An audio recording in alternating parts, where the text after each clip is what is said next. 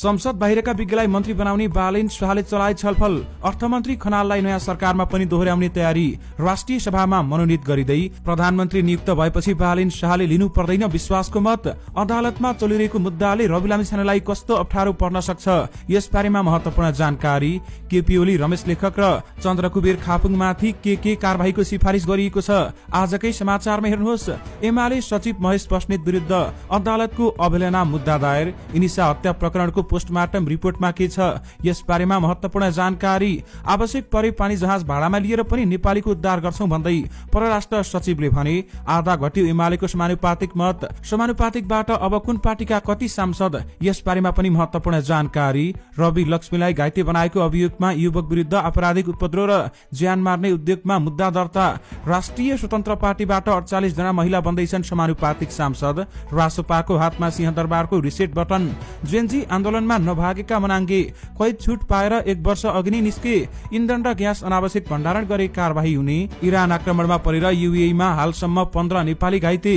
माननीय बढ्ने दौडले रिक्त भएका स्थानीय तहमा अब के हुन्छ, आजकै समाचारमा हेर्नुहोस्। समानुपातिक तर्फ निर्वाचित हुने उम्मेद्वार सिफारिस गर्न पत्राचार गर्दै आयोग। दिनदिनै भिडियो सन्देश जारी गर्ने कंग्रेस सभापति गगन थापा कता हराए, यसबारेमा महत्वपूर्ण जानकारी। कंग्रेस सांसद बस्नेतले मागे सभापति गगन थापाको राजीनामा। साउदी अरेबियामा रहेका नेपालीहरूलाई सजग रहन अनुरोध। इरानी आक्रमणमा ज्यान गुमाएका गोर्खाका श्रेष्ठको सब परिवारलाई हस्तान्तरण। इनिसा मृत्यु प्रकरणका दोषीलाई कानूनी कारबाही गर्न सेलिब्रेटीको माग। आजदेखि मौसमी गतिविधि बढ्ने। इनिसाकी आमासँग मुख्यमन्त्रीले भने, कानून अनुसार न्याय सुनिश्चित गरिने विश्वास दिलाउँछु। सरकारलाई 5000 नेपाली नागरिकले गराए मध्यपूर्वमा आफू असुरक्षित रहेको जानकारी। एमाले उपमहासचिव योगेश भट्टराईलाई गण्डकीका मन्त्री पाठकले एजेन्ट भनेपछि ठूलो हंगामा। नेपाली कंग्रेसका सभापति गगन थापाका 3 ठूला हार। जनताको भावना अनुरूप राष्ट्रिय सभामा प्रस्तुत हुने कंग्रेसको निर्णय। नरेश रोकायाको सांकेतिक कटाक्ष। शंकर पोखरेलको कोर समूहका कारण एमालेको लज्जास्पद हार। कालो सूचीमा रहेका व्यवसायी सांसद निर्वाचित। मध्यपूर्वका 20 लाख नेपाली उद्धार गर्न सजिलो छैन, परराष्ट्र मन्त्री शर्माले भने। 30 लाख नेपालीको उद्धारका लागि सरकारको पूर्व तयारी।